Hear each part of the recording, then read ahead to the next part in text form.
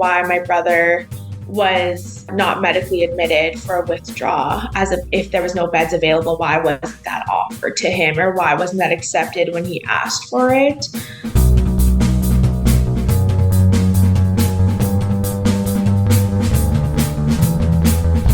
Hello and welcome to another episode of Bunny Hugs and Mental Health, a free safe space for people to share and learn from others' experiences with mental health and addictions. I'm Todd Rennebaum, a suicide attempt survivor and a recovering substance abuser and user. Welcome back, everybody. Welcome if you're a new listener. Thank you for listening. This episode is another fairly emotional one with Ashley Turner. Her brother Shane passed away a couple years ago of a drug overdose.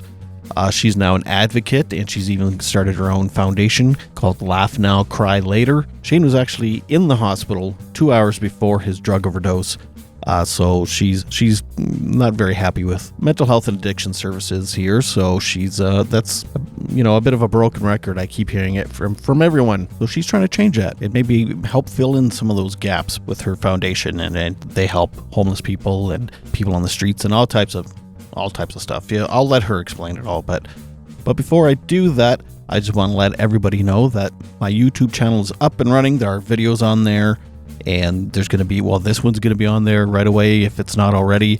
I've been working really, really hard getting these videos ready and the channel up. So please have a look, subscribe, like the videos, all that kind of stuff. The channel, conveniently enough, is called Bunny Hugs and Mental Health, so check that out on YouTube. I also want to give a real quick shout out to Pam White and all the nursing students I've spoke to in the last couple of weeks here. I've spoke 4 separate times to nursing students the last couple of weeks. Hello, if you're listening. Thank you for checking it out, and God bless you in your future endeavors in nursing. Anyway, I know this episode is coming out on a Wednesday or a Thursday, or depending what part of the world you're in, but there's still going to be a regular episode coming Saturday. I just felt like putting out an extra one here or there. So anyway, without further ado, I give you Ashley Turner. Yes, thank you for having me. Thank you for the condolences as well. As you know, losing someone or anyone, really close to you is hard and it's complex, and there are no words for it, and the one thing I can say throughout my advocacy is I've heard a lot of condolences from people of power and authority, specifically government, and the Saskatchewan Health Authority. With me though, from them, I didn't want condolences. I wanted change, so for them, I kind of sent back their condolences, and as much as it was appreciated, condolences doesn't implement change, and it doesn't prevent deaths. And condolences, they don't make differences. They don't assure that it's not going to happen to somebody else that goes into the system and gets turned away from the hospital. And and that's one thing I made clear and I emphasized, is that condolences aren't going to change the drug addiction crisis. So I definitely made that really known throughout my advocacy, is that I want change. And, we, through advocacy and with Mom Stop the Harm, we definitely promoted that change, and we got that change, which is saving lives currently. So that's all that matters for me, is that I wanted to make sure that what happened to my brother never happened to anybody else again. So, yeah. Maybe talk a little bit about your brother and his story, and kind of what happened and how it happened, and why you decided to advocate, especially to the government. When I first heard that my brother passed away, my mom had called me, and I know I have 2 brothers that were in active addiction. One is still in active addiction currently. He was in active addiction a lot longer than my brother who passed away, and he's still currently in active addiction. But when you get that phone call, you never expect that it's going to happen to you until it does.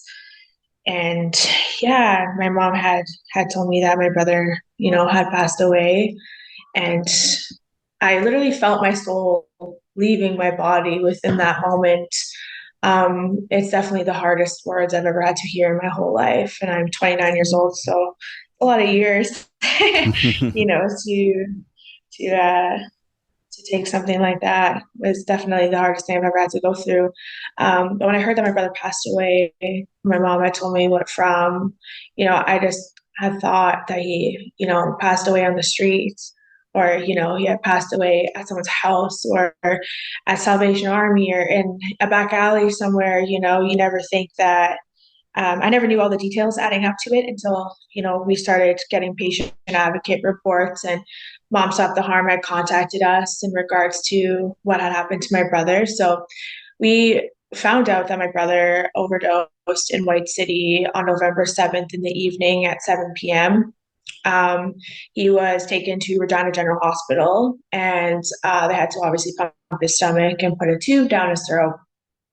Um, in the morning at 5 a.m. on November 8th, he became coherent, not sober, coherent, and those are two very different things. Which I've learned over the years is that he was not sober when he woke up; he was just coherent. And that was at 5:15 in the morning. He had spit the tube out. The first thing he requested was detox. In that moment of him awakening, he had asked the emergency doctor on call, for detox. So that's one time in the patient advocate report. Another nurse came in. He asked again for social detox. That's two times now. And between 5 a.m. and 9:15 a.m., which is when he was discharged, that's a 4-hour period, he asked for detox 7 times. Mm. He asked detox from addictions counselors, multiple nurses, and multiple doctors. 7 times. And I emphasize on the seven because he should have only had to ask for it for one time.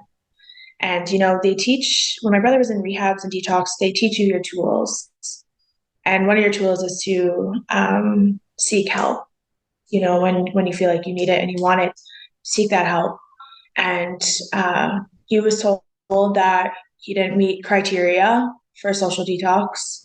He was told that there were no beds available for social detox.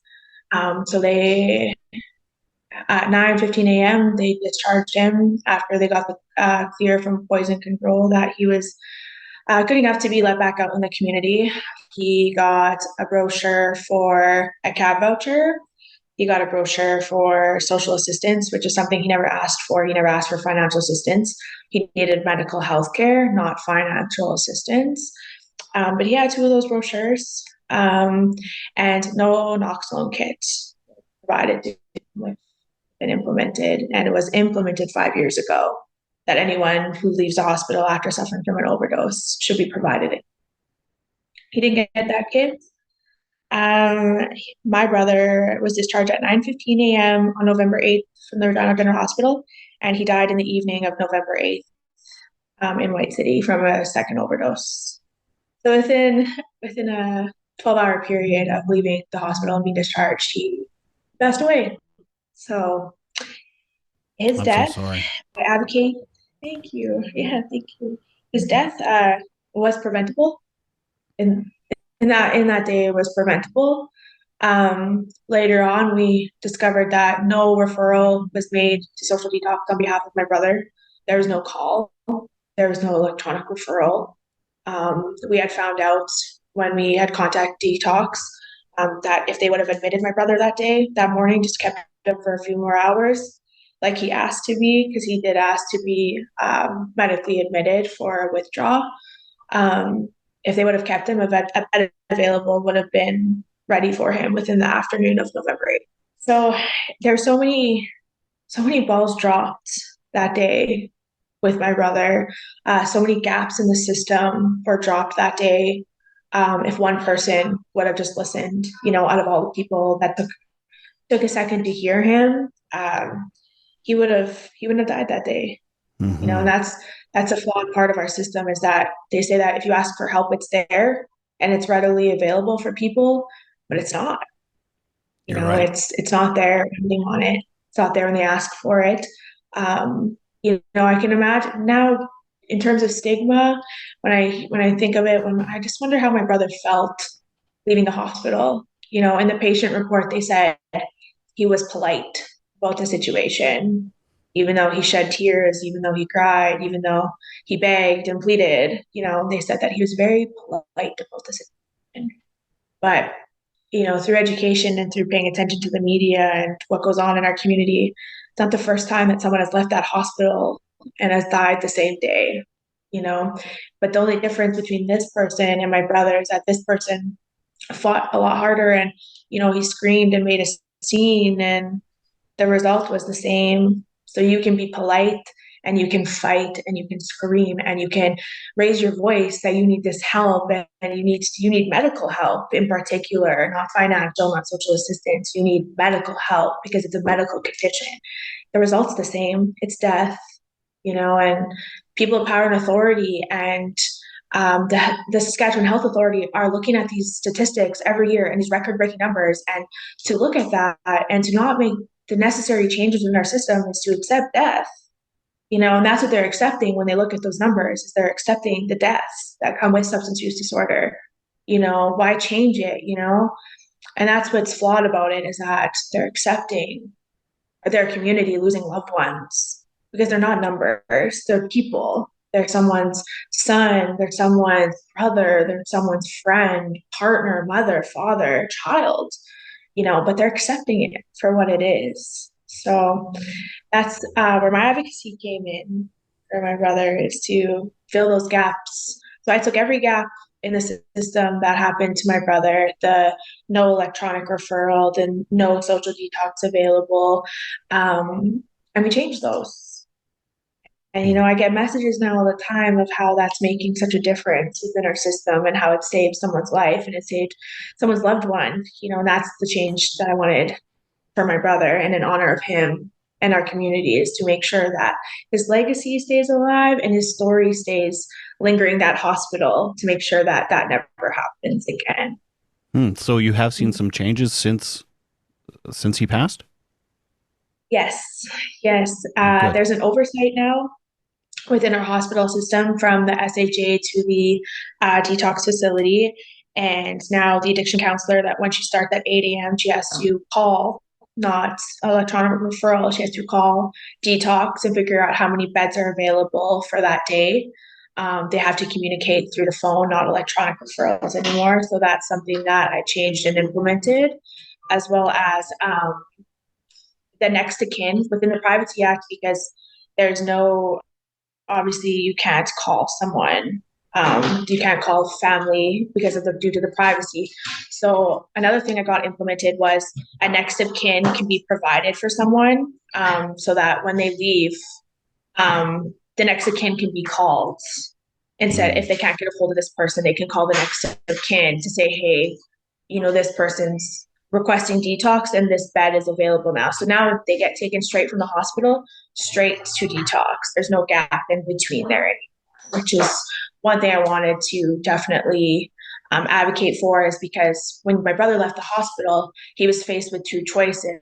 He was faced to either use or go through the withdrawal. And a lot of people don't understand is that a withdrawal is just as life threatening as an overdose. To go through a withdrawal, it's excruciating. I've seen it. I've educated myself on it, and it is something that is just as life threatening as if you were to go to use an overdose as well. So Mm. um, that's something I wanted to change also. But yeah, I received messages a lot actually from people who would say, all we had to do was say your brother's name and we got admitted or we got taken to detox. And a lot of people, with my connection to Pine Lodge, a lot of people will message me and say, what are my steps in this situation? Yes, I love Pine Lodge. I love my relationship with Pine Lodge. I'm the director of Pine Lodge. She's so great. So, I'm a former client and employee myself. yes, yeah, I I don't love know if you knew Pine that. Lodge. Oh, okay. No, I didn't, but I Oh, do now. That's great. I love what yeah. they're doing. There's such a huge difference in our community. They're definitely something that needed to fill the gap, and they're doing that. And, the programs that they're running and the things that they're doing over at Pine Lodge are extraordinary. So you've said quite a few interesting things. One, they told Shane that he didn't meet that criteria for detox, and I'm like, how? What criteria do you need to meet if you're not in the hospital overcoming an overdose? Yeah, that's my question too. That's still something. These are the a lot of people have asked me if the questions I had in the beginning for the Saskatchewan Health Authority and Minister Hindley and the Saskatchewan Party have been answered. And, a lot of questions are still lingering after coming up on 2 years now. I'm still have unanswered questions like why my brother was not medically admitted for a withdrawal if there was no beds available, why wasn't that offered to him or why wasn't that accepted when he asked for it? I guess it was in the middle of COVID too. Like, I don't know if that's a factor. Yeah, yeah, COVID. But I feel like even before COVID, that was always an issue, is that You're we don't right. have the funding, and we don't have the resources, and we don't have beds available for people who suffer from substance use disorder because someone with, something they consider a disease, because, we're still fighting for that to be taken seriously, that addiction is a medical disease, that's not as concerning or health concerning as someone that's coming in with a heart attack or a broken leg. They need that bed more than someone who suffers from substance use disorder. And that's a huge stigma within our system, is that, people who suffer from substance use disorder forfeit their right to equal health care, as opposed to someone who's going in there, with some other condition, such as a heart condition or a lung condition, and Mhm. we're throwing the illegal term on to people who suffer from substance use disorder, which is, pushing them more into being incarcerated than they are into the hospitals, and that's where the stigma plays a huge part, is that, somewhere along the way there's been a barrier with love and compassion within our system for people who suffer from substance use disorder, because they're viewing it as a belief and it's a bias that it's they're doing it willingly, they're using willingly, they're using it because they want to and not because they have to, and that's where the stigma is playing a huge part into substance use disorder and the Saskatchewan Health Authority and the hospitals. And, because it's easier to put them in a jail than it is to put them into a treatment in a hospital these days. And it's always been like that. So even with COVID being on the table and, our nurses and doctors being exhausted from COVID and lack of funding and resources, it's always been that way, even with or without COVID being in the picture. It's always been an issue to get healthcare for people who suffer from substance use disorder.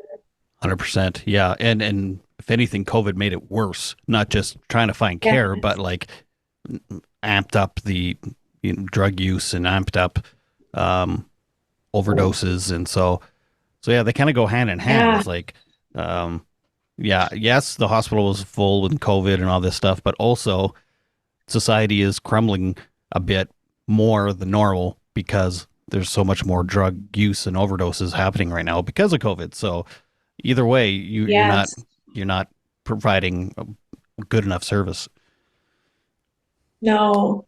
And Mm. I think we're all deserving of the same and equal health care, regardless of situation. We all should be having that opportunity to be medically admitted if that's the case, and I really push for these resources and to have them readily available for people who suffer from substance use disorder, because even these changes that have been implemented, and and there's been a lot of no's within my advocacy, no inquest on my brother, which again relates to stigma, because the only overdose to my knowledge that um, get an inquest is if they're incarcerated, if Mm. they're in the system. But in the incarcerated part of it, that's the only way we do inquests now in our community, and always been that way, is if it happened in jail, and it happened in incarceration and it happened in the prison system, which is faulting, because if the coroner did the inquest on my brother, it would have changed the stigma that addiction and people who suffer from substance use disorder are just criminals and deviant. Overdoses actually occur more, because you hear it all the time. Oh, another overdose in custody, overdose in custody, overdose in custody, custody, custody. Like, that's all you hear. But if you take a second and see that overdoses happen more on the streets and more in because they got pushed out of our healthcare system that would change that community stigma that views people with substance use disorder as criminal and deviant, as, oh, okay, like they're not all criminals, they're not all deviant, you know? So Hmm. that was like really a hard note to take when we got told that we're not going to do the inquest. And the only reason why, they said that we didn't is because the advocacy that we were already doing with the legislative assembly, as well as making it known to the media what had happened to my brother at the Saskatchewan Health Authority's account. And because um, of just the advocacy that we were doing, that was why we were told that my brother didn't meet the criteria again for something, which what other what other circumstances in our community needs to happen to have an inquest on someone who suffered an overdose in our community. He met the criteria. He got pushed out of a hospital. He wasn't taken seriously within the system. And he died in the same day, 12 hours from being discharged. My brother was no longer earthside, So that Hmm. was really a hard note to take. And it was really faulting for me to understand and try to wrap my head around. So because you went to the media and started kind of talking out about it, that was one of the reasons why they wouldn't do the inquest.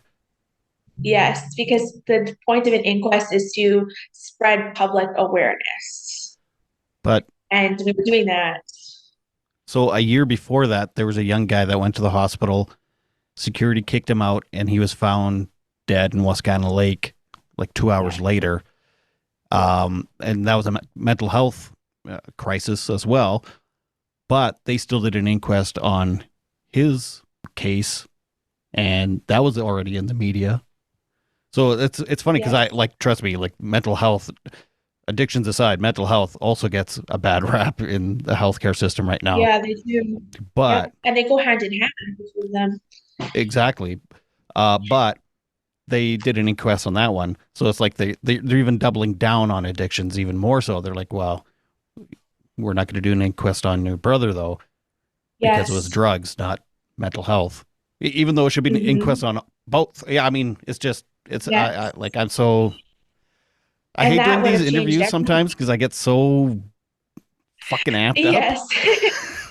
Me too. And this is like, and and we met, like we've had personal meetings with the chief coroner of Saskatchewan and Minister Hindley and attended the Saskatchewan legislative, and it all happened around the same time from that November of last year to January of this year was a lot of advocating within the system in terms of government and the Saskatchewan Health Authority.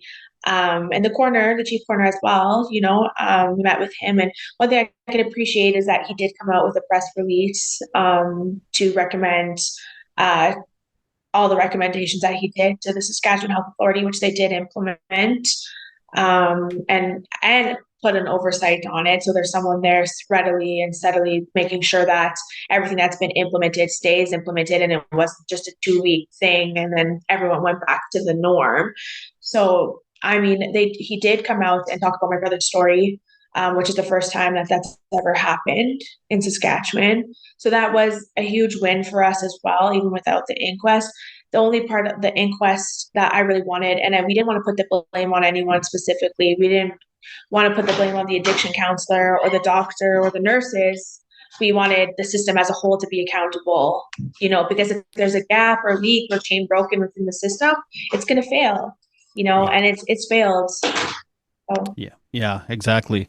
And I can somewhat relate because I went through my own process of I ended up detoxing in my local hospital, and then my this is almost 7 years ago, and then my doctor wanted me to he wanted me to go to detox and whatever, like, and it took him like 2 days of like phone calls and screwing around and to even figure oh out my God. how to deal with me and how to like because doctors they don't know how to navigate the mental No, health and and addiction 48 side. hours, like, yeah, and Yeah, 48 hours, that's a long time for someone, going through withdrawal and and someone who suffers from substance use disorder. 48 hours is a long time to be, not having these resources available within the second that you ask for them, right? So, well, yeah. my doctor's credit, well, I credit him for a lot of really great stuff, but I wasn't actually asking. Yeah. He was just getting them for me and Yeah. telling me to do them because I was like,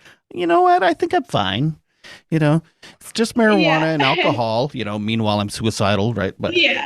um, Of course. Yeah. so yeah, that's a huge thing that the medical system and the healthcare or the healthcare system and the mental health care system and addiction system, like there no one knows how to talk to each other, and no one knows how the other ones operate or how to deal with these people that come in looking for Yes. help. So that's amazing that you've got some change there, that Thank you. that they actually make a phone Yeah. call to detox. And like my doctor did the same thing eventually, like once he found out like what he had to do, but it took a while. It's not just a known Well, thing. It's yeah. Well, I was like, what are these electronic referrals? Like, how long does it take for someone to receive this electronic referral? And how long does it take for, the electronic referral to be answered and responded to? What's the time on that? Because, timing is everything for people who are going through a withdrawal or, wanting to use again because the pain is excruciating. So, mm-hmm. yeah, I'm definitely glad that the phone call is a huge thing now within the system because I feel like even that alone changes a lot of dynamic Yeah. and a lot of lack of miscommunication because there's definitely no room for miscommunication in terms of the system and, helping people with substance use disorder get into detox and rehab facilities. One thing I've learned through my experience with mental health and addictions is you never know what you need to hear until you hear it. Make sure to rate and review on Apple and to tell as many people as you can about the podcast so others can hear something they need to hear from one of my guests. After all, this is a free mental health service, which is a rare thing, so why not share with as many people as you can? Today's episode of Bunny Hugs and Mental Health is brought to you by Co-op. I've been a member of my local co-op, Sherwood Co-op, for about 25 years, I think. My co-op is one of more than 150 local independent cooperative associations in more than 600 communities across Western Canada. Co-op is a different kind of business. It's not just a gas bar or a grocery store, although co-op is those things too. At its core, co-op is a group of people working together to help their neighbors and build their community. Co-op members are owners, and success is shared with everyone. Your co-op doesn't benefit one person or one corporation. Your co-op was built for everyone. Your co-op was built for your community. Learn more about co-op and find a location near you at coop.crs.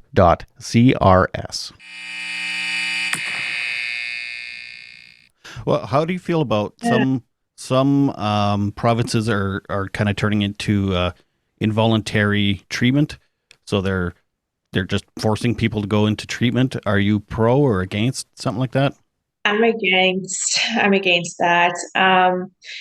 I can't speak on a lot of it because I haven't really educated myself a lot on the involuntary treatment, but I just know that that's more harmful. That's one thing I can say is that I truly believe that involuntary treatment is not tied to harm reduction. That is not going to, the one thing I could say is that in terms of harm reduction, to having those beds available is significant, but forcing people into those beds when they're not ready to be in there is harmful. Mm-hmm.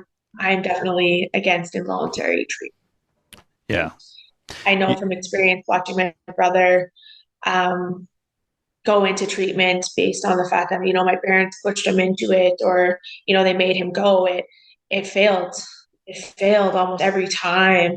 But when I seen him actually want to do the work, and he did, he's been to Maxi House, he's been to Pine Lodge, he's been to Calder Center, he's been to Musha, Saskatoon, and when I seen him actually go into these centers willingly, he did well. He did the work, he did the journaling, he did the healing, he did the counseling. I truly believe that involuntarily forcing someone into treatment is more harmful than it would be beneficial to someone who suffers from substance use disorder. Yeah. Yeah. I agree. That being said, I know some people have gotten sober because of it, but ultimately, Yeah. I don't think that's the right answer. I mean, of all the things you can do to change the system, like, why would you go? Why is that your first option? You know what I mean? Like, I've talked to Everett Hinley, I don't know Yeah. how many times too, and I don't know how many people have talked to the government about what people on the ground actually are saying and needing, and then they just throw them, a few more treatment beds instead of actually Yeah. getting what the people, the professionals, the consultants are actually saying and needing and wanting. Yes. So, Yeah. And like even just like a lot of people think safe harm reduction is, clean drug supply, naloxone kits, but safe harm reduction is treatment beds, it's treatment centers, it's counseling, it's shelter, safe harm reduction goes far beyond just a clean drug supply, which is one thing. Yeah, I was shocked too that involuntary treatment was their first source of trying to, change the system and the dynamic within substance use disorder. it's When borderline all you're jail. doing is that's what I was going to say. You might as well. It's just another way to incarcerate and make money for the government, right? As opposed to like providing safe harm reduction in other ways, which is flawed. Because you're taking traumatized people and abused people who suffer from substance use disorder, and you're just repeating the cycle over and over again. It's a repetitive cycle. You're just re-traumatizing them. Is what you're Yeah. doing. You're just re-traumatizing them over and over again, and then they're getting more hurt and they're getting more in pain, and then you're wondering why they don't seek help. And then you Yeah. wonder why they're not listening and you know, taking the action to do it is because you're forcing them for one, and for two, there's just so much stigma that surrounds it. Yeah. There's no readily resources available for people. You have all these organizations and nonprofits trying to provide these resources into our community because we're the ones in the trenches, and we're the ones out here fighting for the differences, and we're fighting to provide them the resources because we're in there and we're seeing what the gaps are, and we're seeing the resources that need to be provided, whether it's food or shelter, warmth. Our winter conditions are freezing and there's lack of shelters, so we're out here trying to provide the warmth and the clothing and the blankets. And you have the government that sits in the legislative building, and we're telling them what we need, and we're telling them where the funding should go, and we're telling them what would help and be beneficial and change that. But they're providing involuntary treatment, which is another term for jail, and that's as good as it gets. And this Yeah. can't be as good as it gets. you know Yeah. Yeah. I just did an interview with Rob Krauser, which I know you guys know each other somehow. Um, and yeah, he, he we work together sometimes. oh yeah, oh, okay, Yeah. awesome. And he said it so simply. It's like, what do people want? It's validation and empathy. Like if you could treat addiction with validation and empathy instead of treating them like criminals, I mean that would go such a far, like it would be mind blowing how many people would actually come forward and ask for help instead of not coming forward because they're scared to go into jail or being involuntarily put into treatments, which, or maybe they do want treatment, but it's not that kind of treatment. Maybe because there's different ways to get clean Yeah. and sober, and to be like locked into a building and told, do the work or you're going to jail. Like that's not helpful. That you feel like a Yeah. criminal. Yeah. And like, who wants to feel like a criminal? Like if I broke my leg and I went to the hospital, they're like, you might go into jail because you came in with a broken leg. I wouldn't go to the hospital with a broken leg. No, absolutely not. And that's another thing too, is that they get these police involved in, mental health crises and, substance use disorder crises. And, even me, like someone who, doesn't suffer from substance use disorder, the last person I would want to see is a police officer, to be honest. And that's just because, you know, it, it's the stigma that surrounds the justice system and the corruptionness of everything, And do you know how many times my brother's gone to jail and he'd be sober, and I'd be hugging him goodbye. He's like, the most, part of my language, fucked up thing about this actually is that, like, I don't even remember why I'm going to jail. I don't remember what I did. I don't Mm, remember those moments. I don't remember, what had happened to get me here. I was too high and too fucked up, to really remember. Can you imagine going to jail for something you don't even remember doing? And I'm not trying to justify it or validate it, but why do we throw people with substance use disorder into incarceration that has no rehabilitation? It does more damage than it ever does good. And some people can go to jail for X amount of months and years and come out and be sober and remain sober, but a lot of the times too, you're sending people out of jail with nowhere to go. There's no Hmm. homes, there's no shelters, there's no resources. It's you go to jail and then you're out and that's it. And that's the same kind of with, our rehab system as well, is that you're going into treatment for 30 days or whatever, and then you get out, and then what? Where do you Yeah. go from there? If you don't have a family to go home to, if you don't have a place to stay, like it's just another like recycle, and that's kind of what our system is built on is, reincarceration as opposed to rehabilitation. So, and it's Yeah. because of the lack of compassion and resources and love, particularly love, because they're human, like Rob couldn't have said it better. All they want is love. All they want is compassion to be heard, but we cut their voices off and we cut their needs off and, we cut the love and the barriers off because, we're taught that we're just a tough love and have this module where, we have to have boundaries up with people who suffer from substance use disorder because if we don't, then we're just enabling, But look where that got us.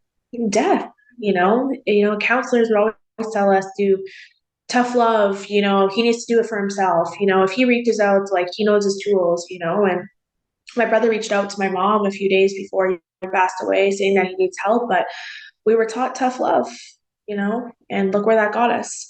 No one teaches you that tough love is death for the most part, that the result could or is death, Hmm. and that's the fucked up part about it is that like, had we known any better and had I known what I know today and that tough love can result to death, and 99% of the chance it might, I would have done things a lot differently, you know. Yeah. Yeah. It's funny that that argument that we're enabling them when in fact what you're doing is perpetuating the whole thing. It's like actually you're enabling them by not giving them any kind of empathy and compassion and love. And so, but Yeah. you can't. I don't know. I don't know. I don't know how to change people's minds that are so. I don't know. And now that I have friends or family or strangers even that are like, how do I deal with my partner or my brother or my sister or my mom? I love them so much, but I can't keep doing it. I'm like, love them the way that you can. Just love them, preach to them, don't force anyone into treatment if they don't want to go, but supply that safe harm reduction and supply that love and love them fully, which is something I do with my brother currently who's an active addiction. I go to the trap house that he stays in and, I stay with him and I hold him and I love him and, and I talk to other people that are also within the household, that are there and, I apply that love to them too. And I don't even know who they are, but they deserve it, and they didn't forfeit their right to love and compassion and acceptance just because they suffer from a medical condition and a Hmm. disease, they deserve it just as much as anybody else is. So now Yeah. I've definitely one thing that I advocate for within my own foundation with Laugh Now, Cry Later is we go out into that community and I emphasize this to my team. And we're not just supplying blankets and winter clothing and warmth and food and hot coffees. We're giving them love as well. I said so.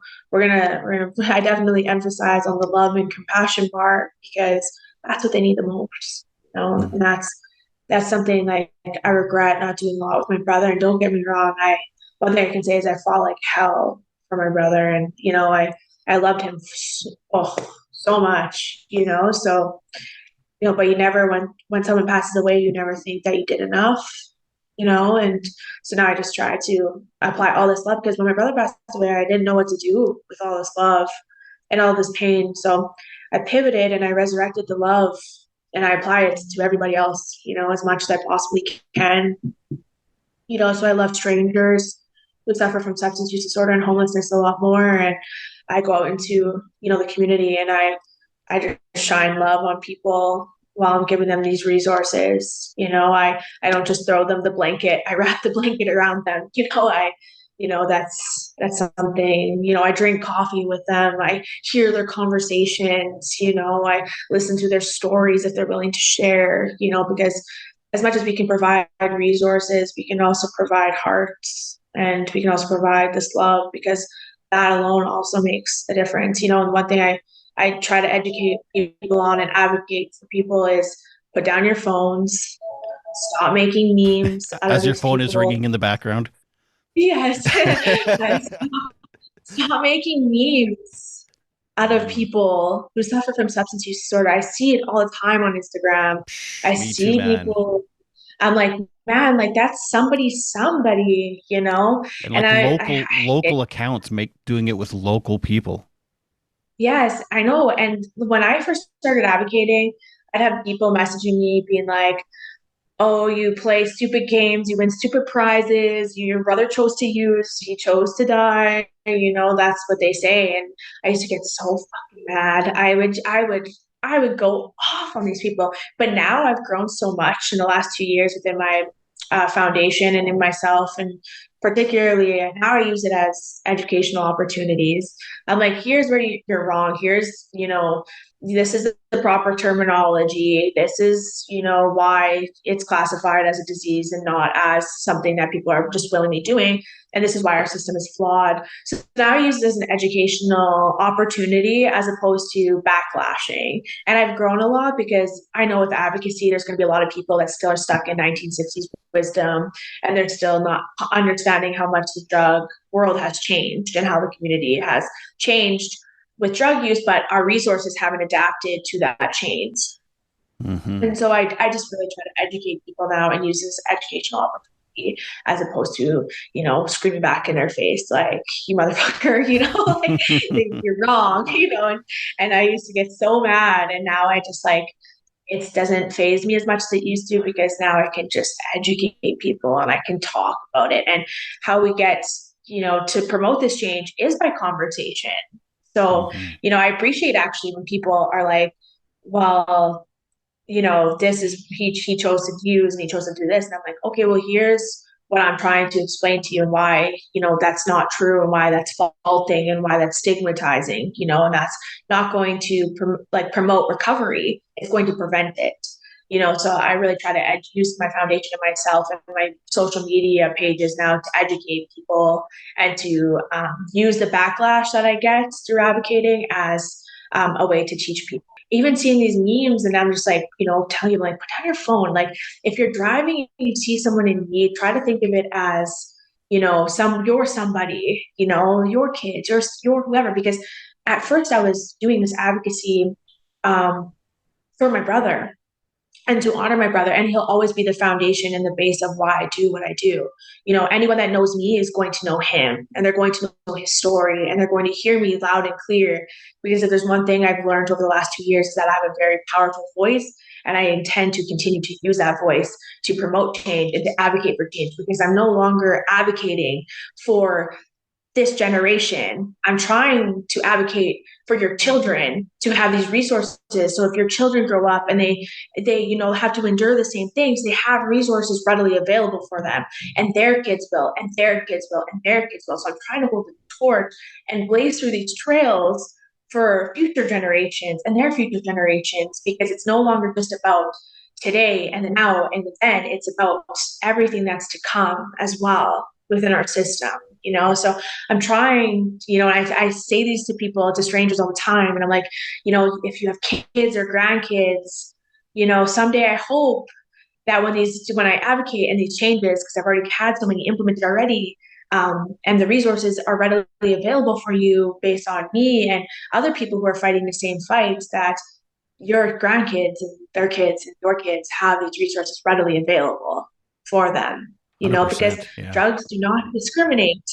They don't discriminate. They don't care what you look like. They don't care how much money you have. No money can buy you out of addiction and who it chooses to overcome. It doesn't choose races. It doesn't choose anything. And if you take a look and read the articles of the amount of people who have passed away from overdoses, you'll see the amount of difference in them, whether it's race or age or money or poor or poverty or, Young, working old. class or rich, young, Yeah. old. Like, Yeah. drugs, fentanyl in particular, it's so powerful. It came to destroy. It is, it's doing just that, but I'm trying to make sure, and this is one thing I always say to every single person that comes at me and backlashes, that your kids and your grandkids and their kids and everyone else and future generations have these resources readily available for them. So hopefully we're not hitting record breaking years every single year, and hopefully we can just start decreasing these deaths, Mm-hmm. but most people are just stuck and they don't get it because they've never experienced it or they just don't have the capability to want to learn it.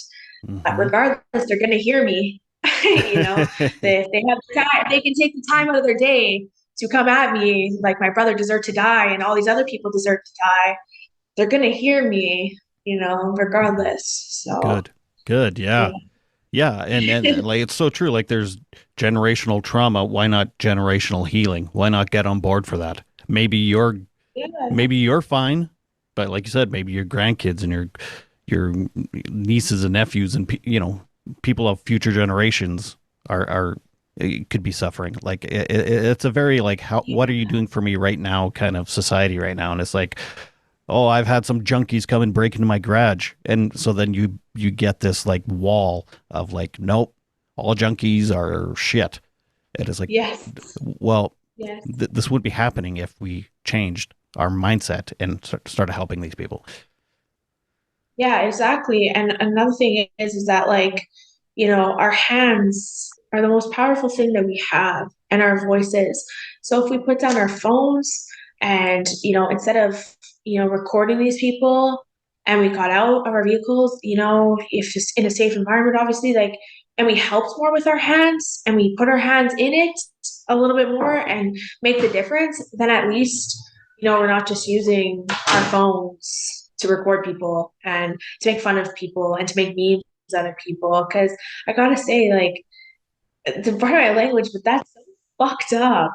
Even before I was uneducated about the addiction crisis, I can never imagine taking my phone out and recording anyone, in while they're suffering or recording myself, and a lot of people are like, do you just sell sweaters and stuff and fundraise for, people or are like, what else are you doing? And I'm like, well, if you're wondering why I don't go out into the community and post myself with someone suffering on the street, handing them a blanket, that's not why I'm doing it, and I don't post stuff like that because part of me be like, fuck what?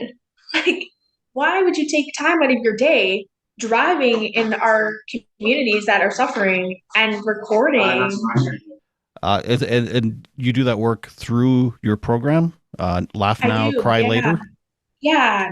Laugh Now, Cry Later. I originally started it just to like do fundraisers for like Fine Lodge and the Comeback Society, to help them with their programming. But then I wanted to take it in kind of into my own hands and do more based solely on addiction, and filling the gaps of what our system needs. So I went into our community, and I started having conversations with people, around like the Salvation Army and Pepsi Park area, and really trying to figure out what was needed within that part of the system. And I like to meet people where they're at. That's one thing I've learned from community organizations is to always meet people where they're at.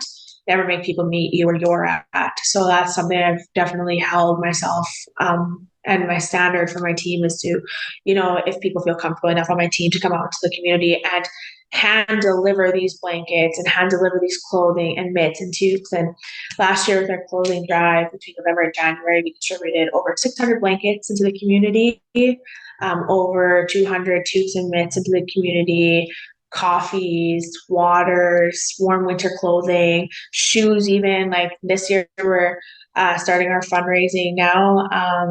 For the beginning of November. So we'll be fundraising because we want to buy fishing tents, like heated fishing tents to put into our communities to have as warming stations. And in these warming tents, our team members are going to be there. Counselors are going to be on site counseling, providing counseling, naloxone kits, beverages, food, winter clothing, winter blankets. Because the one thing that I can say that I've noticed in our winter months is that there's a lot of people that don't have mitts and toques and shoes even, it's really sad. Yeah, we're really Awesome. excited for this year.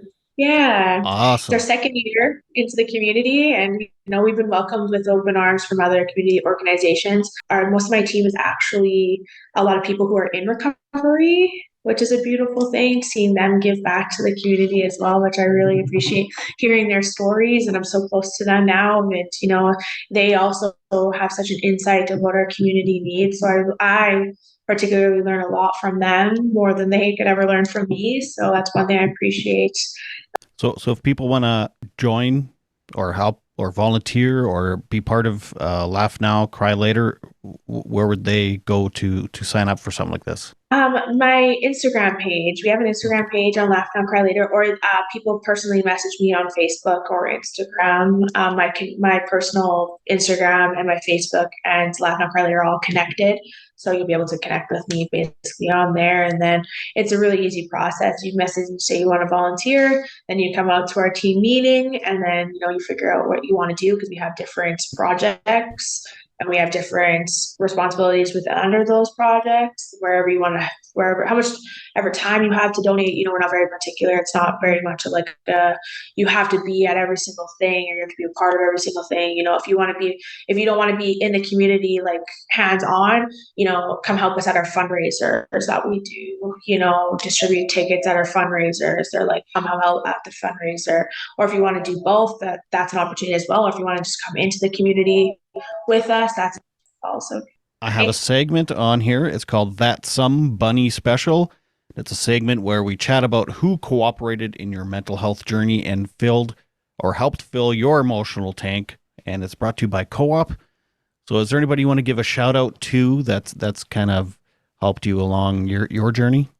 Oh, yes, Jenny Churchill from Mom Stop the Harm. I Oh, when I said, like, I didn't even have to hesitate when you asked that question, because without her helping us maneuver through the advocacy, the legislative assembly, the coroners, the government policies, the Saskatchewan Health Authority, these meetings, we would not be where we are with Mom Stop the Harm. There's no way. I already know that I would never have been able to figure out how to maneuver or stand on my own 2 feet. With Jenny with Mom Stop the Harm, like she's an angel. There's no way that we would be where we are. So I definitely want to shout out to her. And Jenny lost a child to overdose. She did, yes. Yeah. And she was there for me the second that, she was actually the first people I've told that my brother had passed away. So, I called a few friends in that moment, and then I messaged her, and ever since then she's held up mine and my family's hand through absolutely everything, and she's still currently holding it today, and I know that she always will. And she's definitely helped me in particular guide and light the torch for me, because I said that I'll probably be an advocate for life, and I will always be advocating for the system, and I've taken this on more full time now.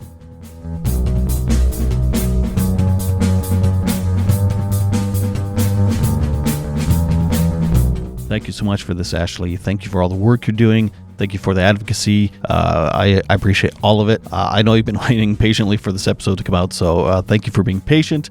I hope one day the government will fill in some of these gaps that are missing in our services with mental health and addictions.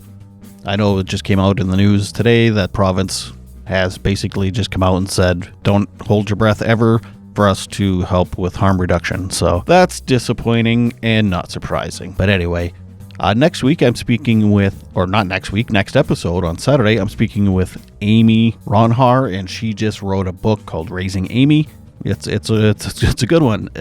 She's had all types of traumatic things in her life, including basically being kidnapped by a cult with her guardian's permission. So there's that. I also just want to say quickly thank you to Co-op for all your support and sponsorship over the last while. I appreciate it so much. And hey, if you have a business or somebody that might be a good fit for the podcast to sponsor, I don't mind a shout out to them. If you have any questions or comments or anything like that, you can also email me at bunnyhugspodcast@gmail.com. Anyway, thank you so much for listening. And please remember to make your beds and take your meds. Bye.